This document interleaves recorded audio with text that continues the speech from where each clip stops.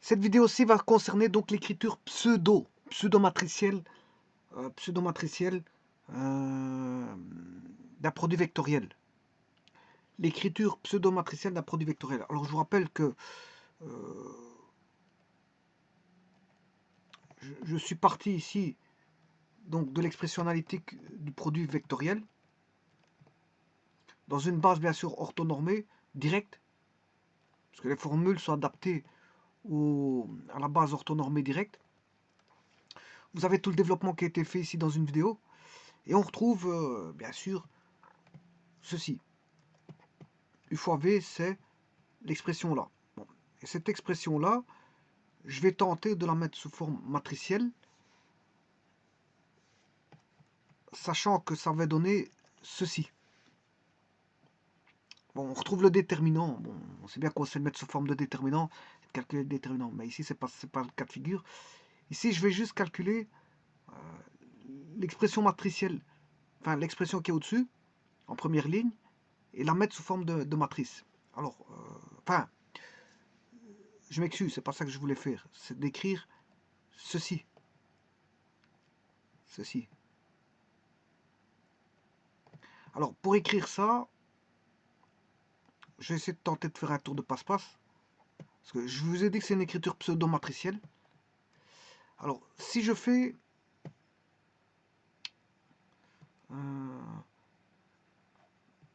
je prends les composantes de U. Alors, le produit vectoriel, c'est U fois V. Hein. C'est X1, Y1, Z1, ça, ce sont les composantes. Alors, si je multiplie par les composantes X2, Y2, Z2, si je fais la multiplication matricielle de ces deux matrices, alors j'ai une 3 fois 1 et une fois 3. Donc c'est possible de calculer. Hein, parce que, bon, ça donne 1. Ici, on a 1 et le résultat sera une 3. Alors calculons cette 3. Si je calcule cette 3, ben, on aura x1 fois x2, x1 fois y2, et x1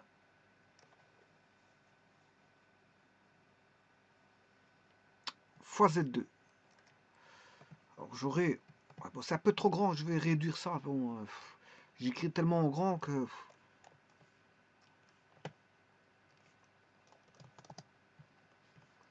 le problème est résolu. Alors, je vais le mettre dans une matrice. Ensuite, j'ai x1, x2, y1, x2, y1, y2, y1, z2.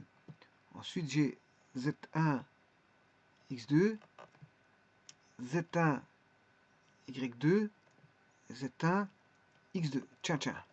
Ceci, vous le retrouvez exactement là.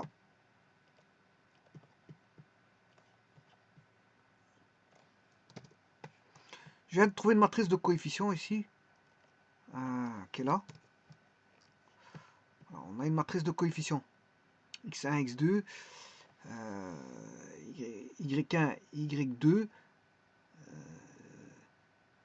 x1, z2, y1, x2, y1, y2, y1, z2, x1, x2 et z1, z2. C'est déjà une bonne partie de trouver. Et maintenant, le tout c'est de trouver le restant. Alors c'est là que je vous dis que c'est une pseudo-écriture matricielle, parce que pour avoir le restant, c'est les IJK. Alors pour avoir les IJK, ben, la matrice elle est là. C'est 0, K, moins J, moins K, 0, I, J, moins I et 0. C'est cette matrice-là. Bon. Et comment obtenir cette matrice-là? Si je vais regarder ici, ben, c'est I fois I, I fois I, I fois J, I fois K. J fois I, J fois J, J fois K fois I, K fois J et K fois K.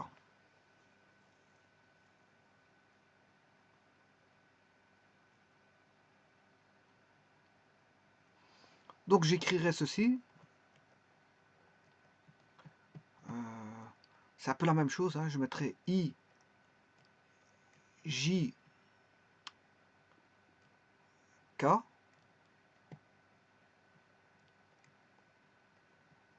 Et I, J, K. Et alors c'est pour ça que je vous dis que c'est une pseudo-matrice. Parce que je vais pas mettre un produit normal. Je vais mettre un produit vectoriel là. Bon, je ne sais pas si on peut faire ça. Mais en tout cas, je le fais. Je le fais. Voilà. Cette loi de multiplication suit la même loi. C'est-à-dire qu'elle va avoir quoi? Cette multiplication. Enfin, je suis même pas obligé de mettre. Oui, je vais mettre un V comme ça, à l'envers. Donc ce qui va donner I fois I fois J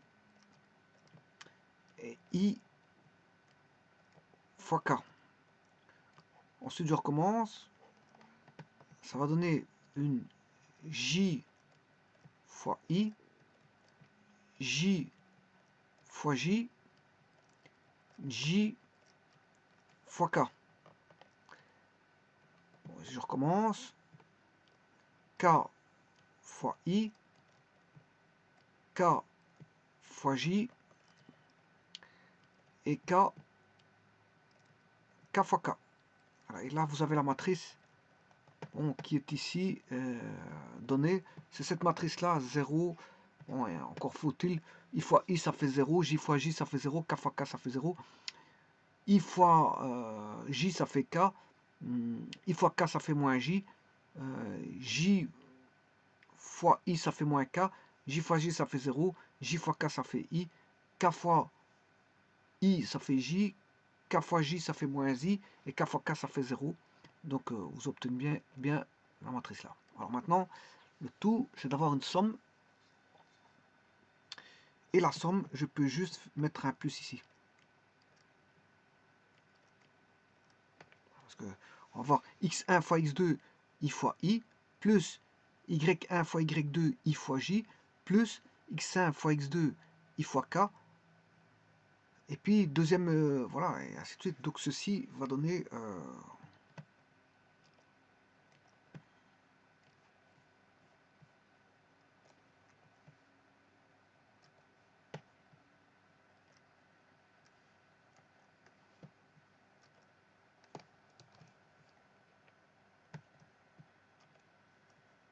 ça va donner une matrice qui est pourtant que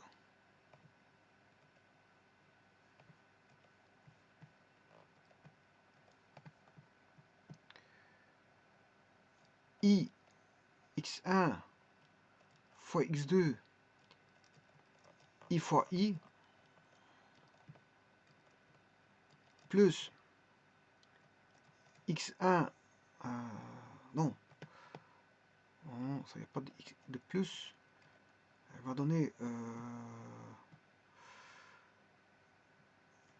x1 y2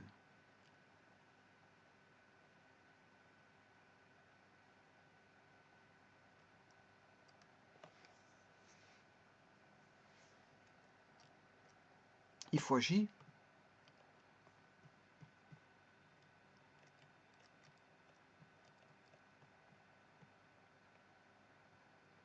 puis x1 z2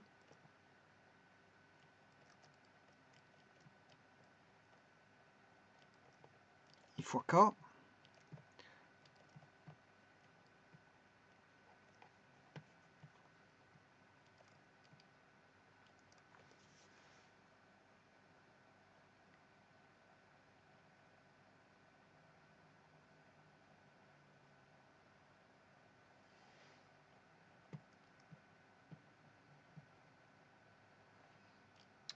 y1 x2 J fois I, Z1, X2, K fois I,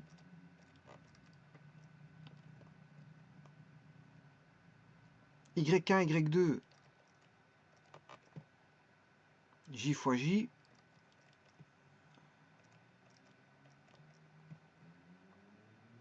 Z1, Y2, K fois J,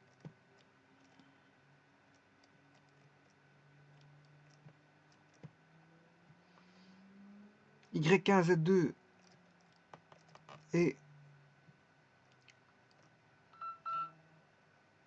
Y1, Z2, Z1. Oui, ici je crois que je me suis trompé, c'est Z2. Ah, c'est Z2 ici. Z1, Z2, J vers K.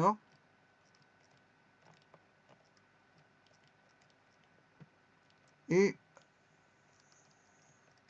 K vers K. Voilà. Et alors il faudrait faire additionner. Il faut additionner ces colonnes. Donc,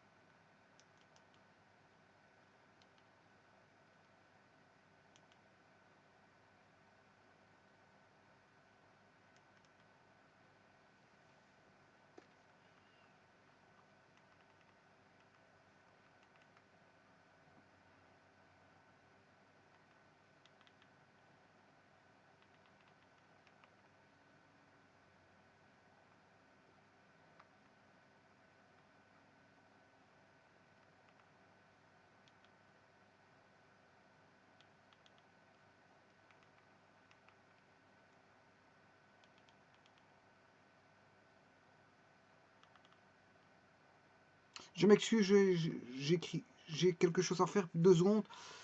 Je suis à vous.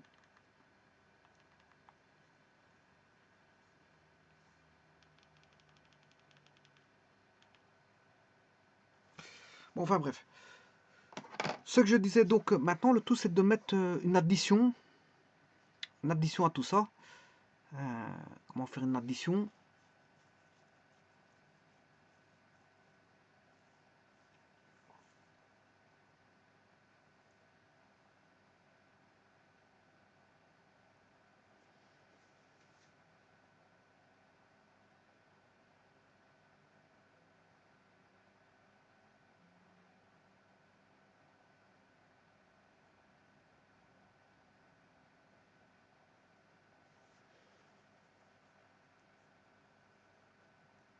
Bah, on pourrait ajouter une matrice nulle. Si je rajoute une matrice nulle à ça,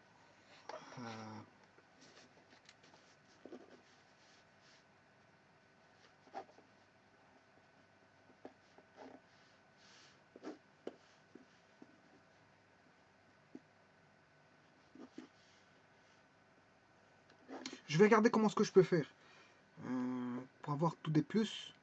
Soit j'extrais chaque colonne et je les additionne. Hein. Additionner les colonnes.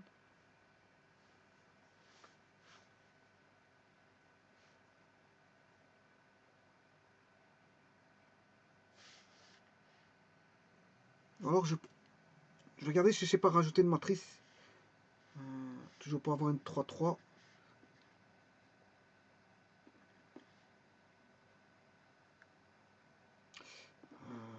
Bah, ici, ce que je peux faire, parce que je n'obtiens pas des liens entre eux.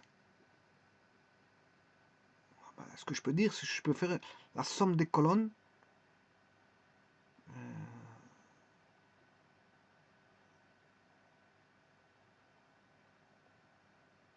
C'est colonne 1 plus colonne 2 plus colonne 3.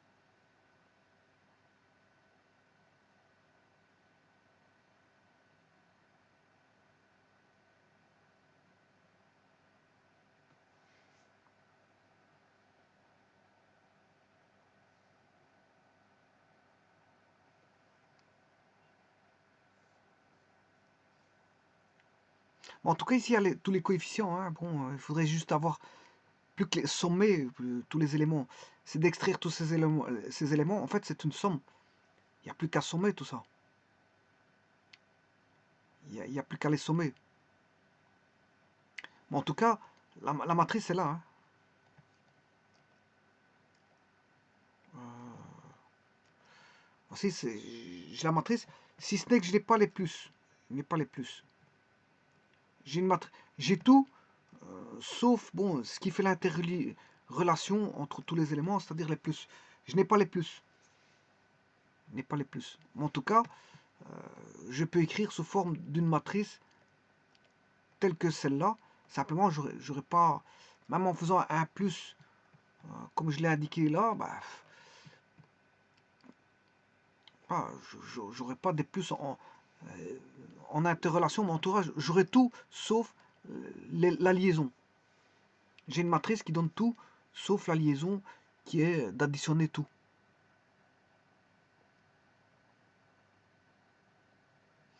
Donc là, il faudrait additionner, si vous voulez,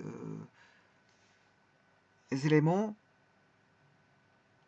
LIJ. Ligne 1, colonne 2, colonne 1, plus ligne 1, colonne 2, plus ligne 1, colonne 3. Et puis, on recommence. Donc, voilà, donc ce serait une sommation.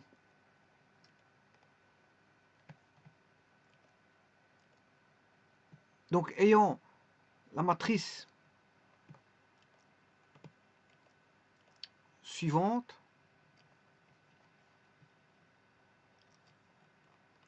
il faudrait encore faire une sommation pour avoir toutes les sommes, parce que je n'ai pas toutes les sommes. Donc, c'est la somme. Bon, je fais d'abord la première ligne. C'est deux sommes. On fait varier d'abord les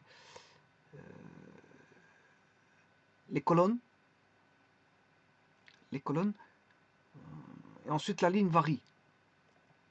Et la colonne va aller, bien sûr, de 1 à 3. Et la ligne va varier de 1 à 3. Et en faisant toutes les sommes, comme ça je rajoute toutes les sommes, ben, j'ai tous les éléments. J'ai tous les plus. Parce que c'est vrai qu'ici, je n'ai pas tous les plus. Hein. Je n'ai pas d'interrelation entre les deux. Pour avoir l'interrelation, il faut sommer toutes les colonnes. Donc bon, pour avoir la formule qui ressemblerait à quelque chose, ben, il faudrait mettre voilà, une somme ici. Donc c'est-à-dire qu'il faut additionner tout ça. Quand vous avez obtenu la matrice complète, eh bien, il faut additionner tous les éléments entre eux. Donc je fais varier la colonne de 1 à 3, puis le numéro de ligne de 1 à 3. Enfin, la colonne va aller de 1 à 3. 1, 2, 3 pour la ligne numéro 1. Ensuite, la ligne va passer au 2. La colonne va repasser à 1. 1, 2, 3 pour la colonne. Puis la ligne va repasser à 3. Et 1, 2, 3 pour... Voilà, et on aura additionné tous les éléments inclus dans la matrice. Tous les éléments seront additionnés. On aura additionné. Et là, j'aurai des plus partout. Mais ils ne seront plus dans une matrice. Hein, parce que, bon, ce sont des éléments additionnés qui sont en dehors d'une matrice. Et là, j'aurai l'écriture que voici. L'écriture là. Avec tous les plus. J'aurai tous les plus qui sont là. Bien sûr, il y en a encore deux ici. Hein. Donc, on pourrait écrire une pseudo-matrice comme je viens de le faire. Hein. Ouais, donc voilà, ça c'est quoi? C'est une matrice qui donne les éléments du produit vectoriel. Les éléments du produit vectoriel. Je vous remercie.